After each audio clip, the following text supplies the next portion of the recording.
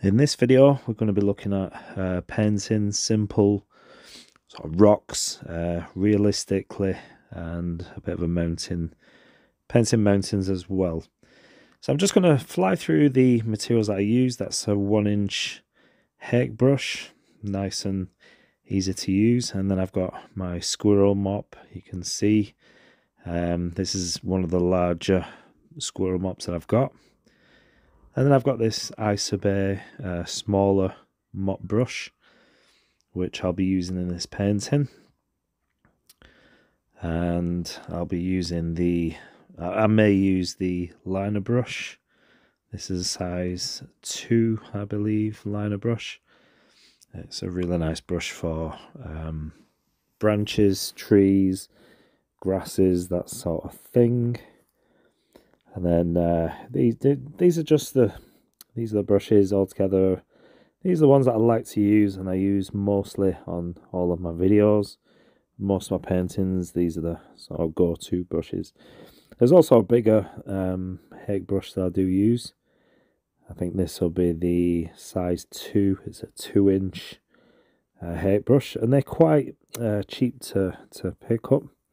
I got mine from Jackson's Art, and they were just a few pounds each.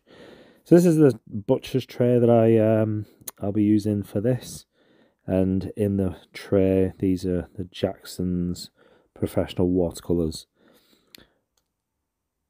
If I do need to use any more colours, if I do want to use my palette, this is the palette that I'll probably be using, and this is the Shrink Horadam set. When I bought this, I got 12 different colours, and I've added a few to go with that. This is my spray bottle. It's just a simple mister spray. Picked this up at Boots, I believe, Boots the Chemist. I think it was 50p, so that was really a really good buy. I still keep meaning to buy more, but this one's lasted me. I've not broke it or lost it, and so I just keep on using it.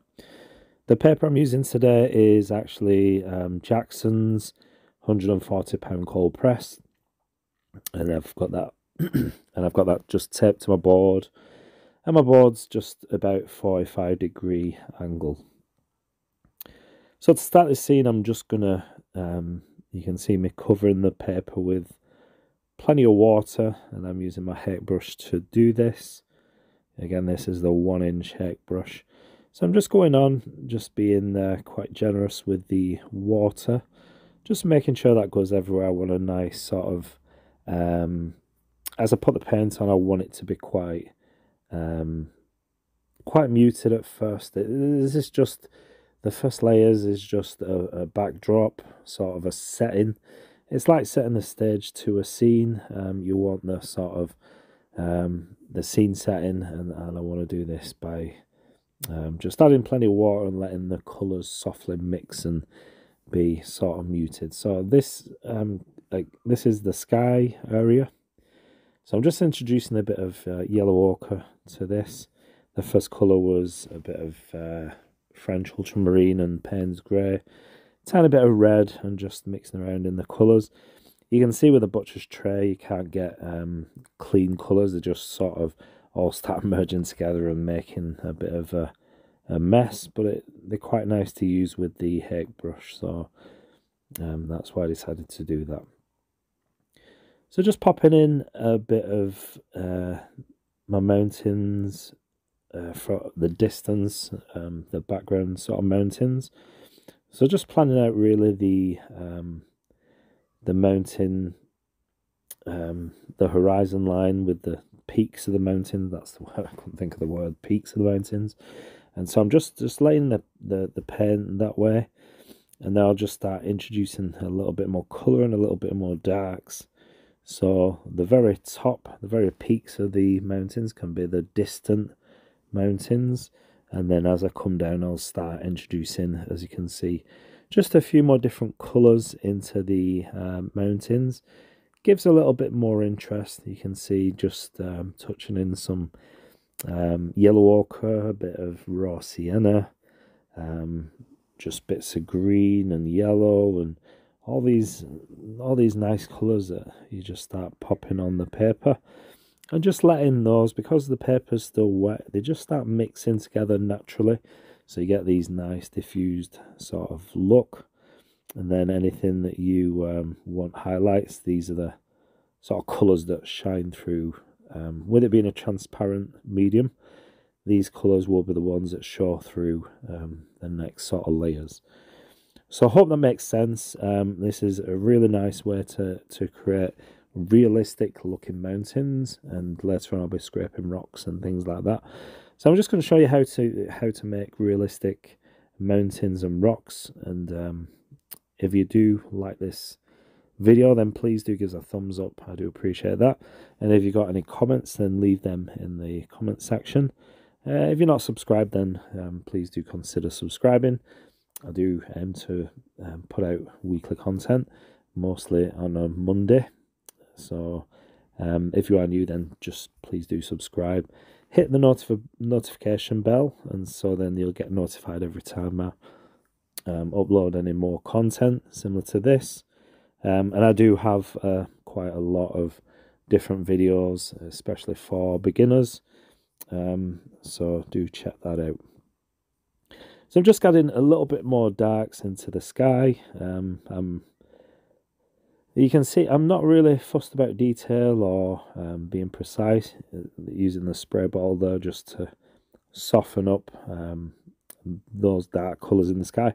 They're a bit dark at the moment, but as I start, and I'm using tissue quite a bit in this painting, so I'm just taking away some of the darker tones, giving a bit of sort of mist and a bit of distance. It just adds a bit of dimension to the painting, and you can see not only dabbing with the tissue, I'm also wiping away some of the excess paint as well. So the first sort of stages of this painting is pretty much almost done. Just got to fill in the foreground, but I'm just going to pop in now. I'll let this stage dry a fair bit, and then I'm just adding some darks to those mountains as well.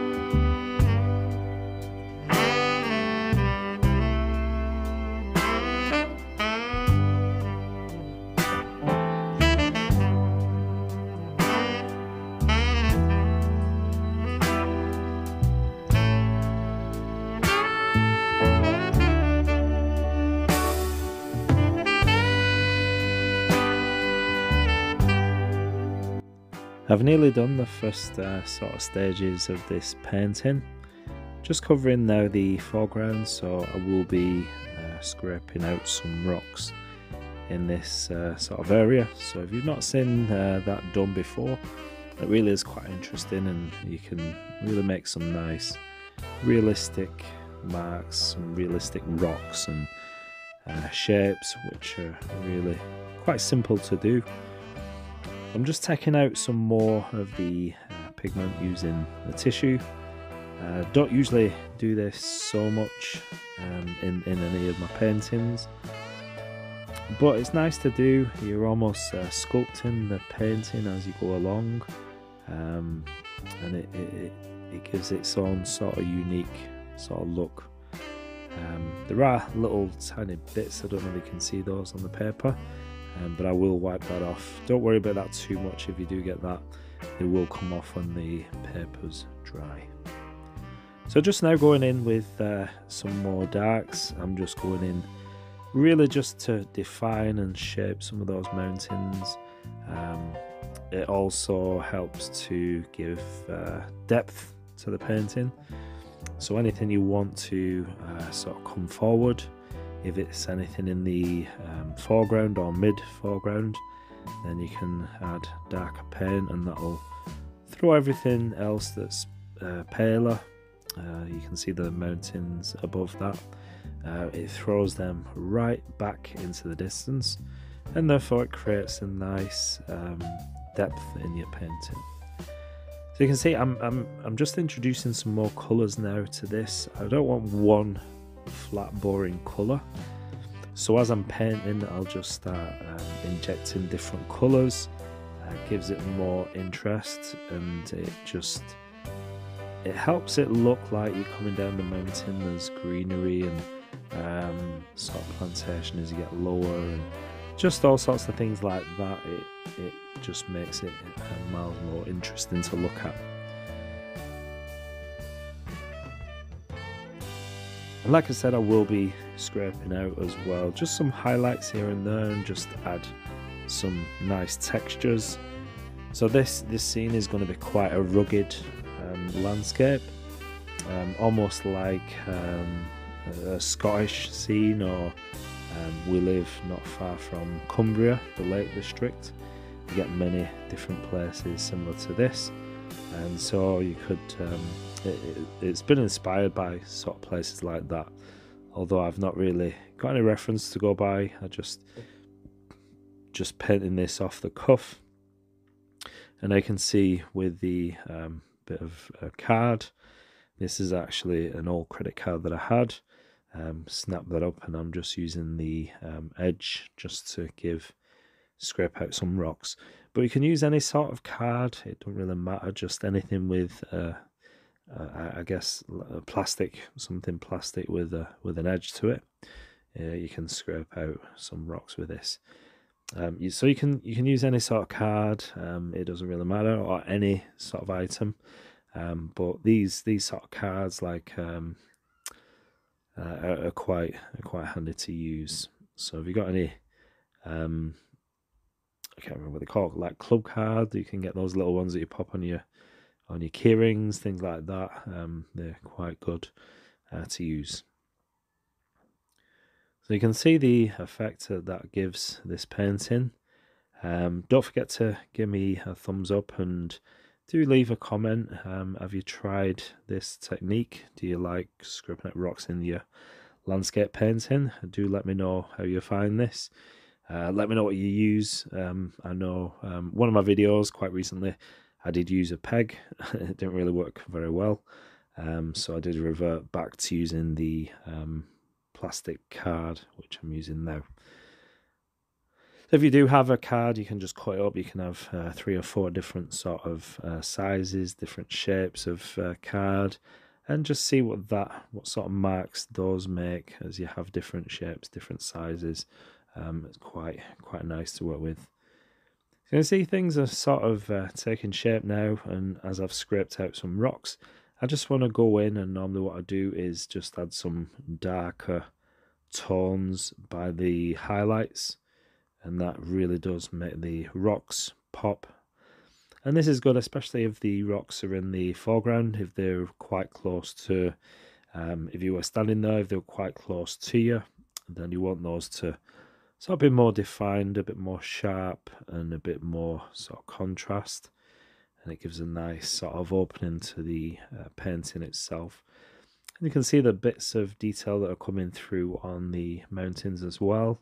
Just a little bit of scraping here and there, and it could almost looks like there's some snow on the mountains. That really wasn't intended.